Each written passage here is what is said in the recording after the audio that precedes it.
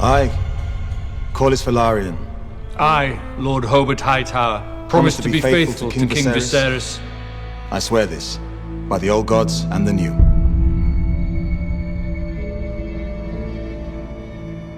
Westeros is basically a feudal society. It's ruled by many noble houses, some of them going back hundreds or even thousands of years.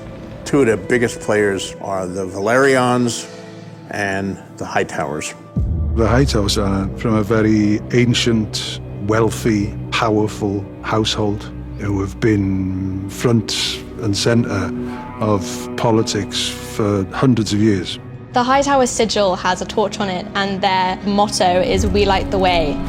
That comes across within the characters of the Hightowers. Their seat of power is the southern coast, Old Town, which was for many thousands of years the biggest city in Westeros. The Faith was headquartered there for many years. That was where the High Septon, our equivalent of Pope, had his seat. Within the series, you have old gods and new gods, and the Seven is new religiosity, and the Hightowers have a strong connection with the High Septon. When we first open the series, Otto Hightower is Hand of the King, and I think there's a Hightower fire there. There's a saying, when the king eats, the hand shits. He steers the small council on the king's behalf when it's necessary and ensures the king's wishes are enforced. Otto's an advisor, but Viserys is quite suspicious of him. Otto sees the danger in everything, and even though his intentions are good, he's also persuaded himself that there is nothing but good intention behind his action. The gods have yet to make a man who lacks the patience for absolute power, Your Grace. The Velaryons are of Valyrian blood, from the Freehold of Valyria, the mightiest empire in the West.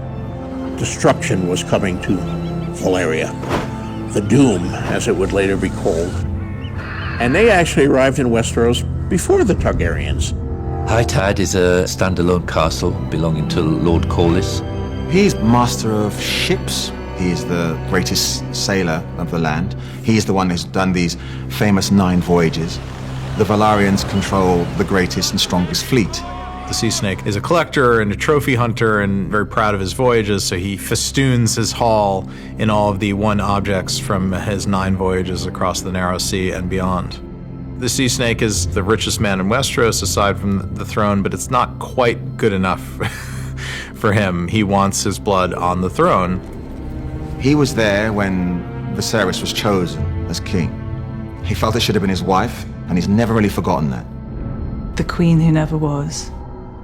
To have your husband as your champion, constantly saying, it should have been you, it should have been you, it should have been her, is fantastic.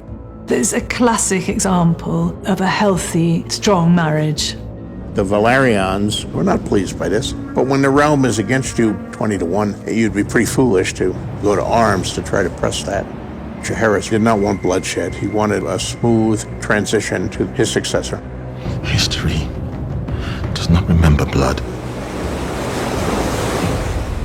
It remembers names.